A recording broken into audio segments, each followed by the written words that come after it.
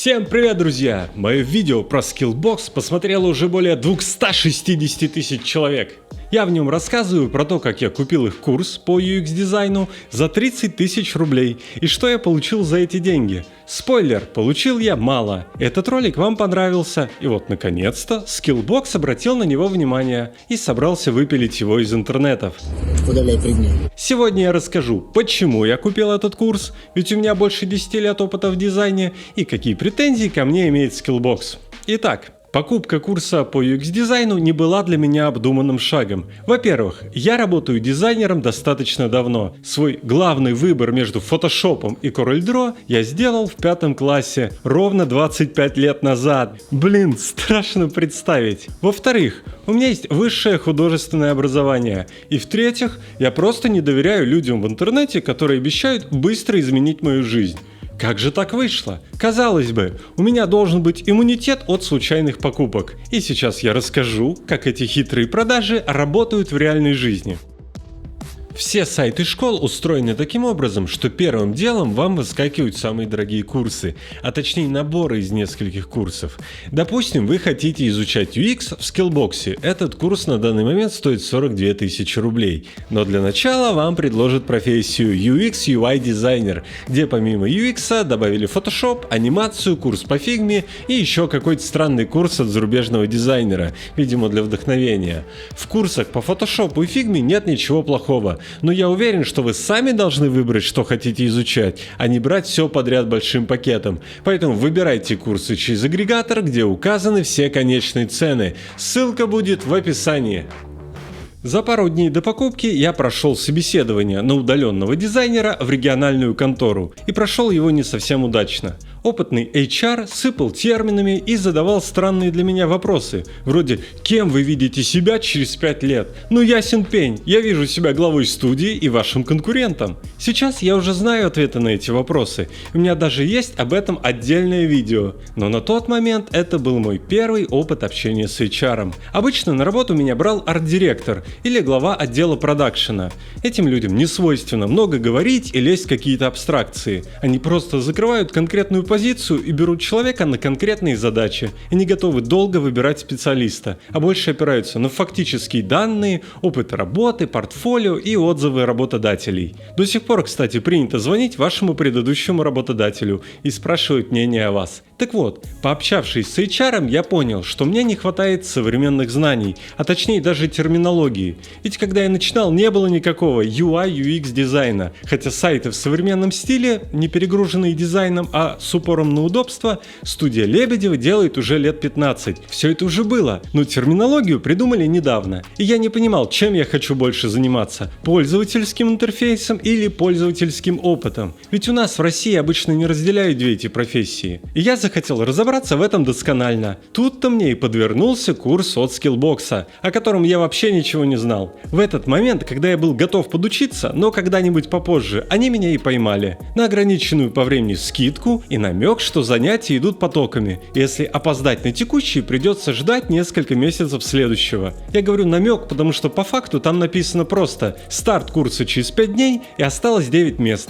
Юридически вопросов быть не может, потоки мне не обещали. Ну и конечно, меня подкупило, что курс ведет основатель одной из лучших дизайн-студий АИС Сергей Попков. То, что она одна из лучших, это объективно, она на 3-м месте в рейтинге теглайна. А вот то, что весь курс ведет Сергей Попков, мне показалось, потому что никто не обещал мне этого. Сергей рассказывает только вступительную мотивационную часть. Скидка на курс тоже оказалась вечной, каждый день ее немного переносят, и курсов без скидки нет. Обо всем этом я честно рассказал в своем видео.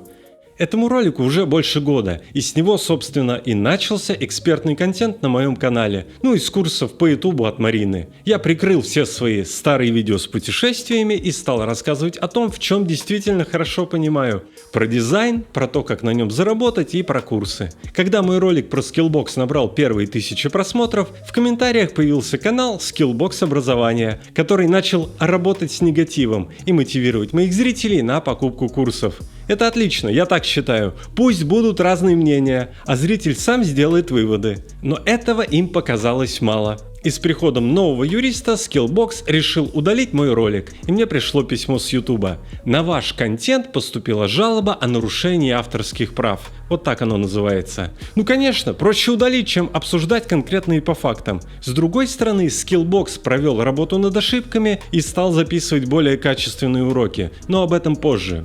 В своем видео я говорил, что Skillbox вкладывает кучу денег в рекламу, и весь интернет завален позитивными отзывами. Разве это не так? Так. Я рассказывал про их бонусные уроки, где, например, арт-директор рассказывает про свою жизнь 2 часа. И таких бонусов много, что значительно увеличивает продолжительность курса в часах, и он кажется более объемным. При этом я старался подходить объективно. Отдельно отметил отличную речь Попкова в начале. И, конечно, их супер продающий лендинг. У меня даже есть подробный обзор всех продающих фишек этого лендинга. Посмотрите, я думаю, для UX-специалистов будет очень полезно.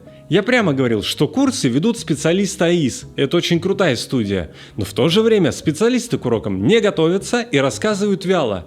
Просто пытаются что-то из себя выдавить по краткой презентации. Это вполне допустимо для YouTube, где видео бесплатные, а большинство зрителей смотрит ради развлечения. Но это совершенно недопустимо для платных курсов, которые покупают ради знаний. Точнее, ради краткой выжимки знаний. Ведь вся информация есть уже в интернете, просто она размазана тонким слоем, сложно ее найти. Любые курсы просто собирают эту информацию, оформляют и переупаковывают. А там ребята, пусть и из крутой студии, просто что-то бурчали на камеру. Так вот, Skillbox с этим не спорит, обвиняет меня в нарушении авторских прав. И конечно, я их понимаю. Мой ролик уже полгода висит на первых местах в поиске YouTube. Что же они конкретно пишут в этой претензии? Якобы я использовал фрагменты их промо-роликов, на которые у них есть эксклюзивные права, а также использовал лицо их руководителя без разрешения.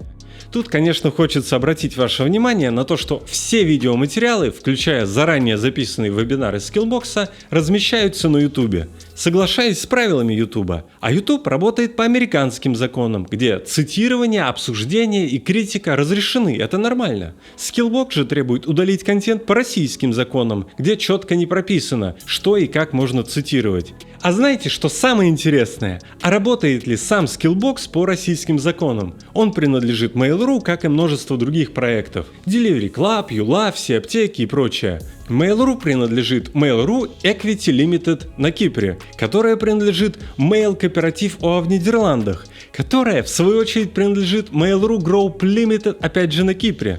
Это все данные по открытым источникам. Кипр, Нидерланды, Кипр, как интересно. Я, конечно, не юрист по образованию и не могу объяснить, зачем так делают. А вы как думаете? Чтобы уйти от налогов? Или чтобы не судиться по важным вопросам в российских судах? Я не знаю, я не специалист. Если среди моих зрителей есть юристы, напишите в комментариях, зачем они делают такие цепочки.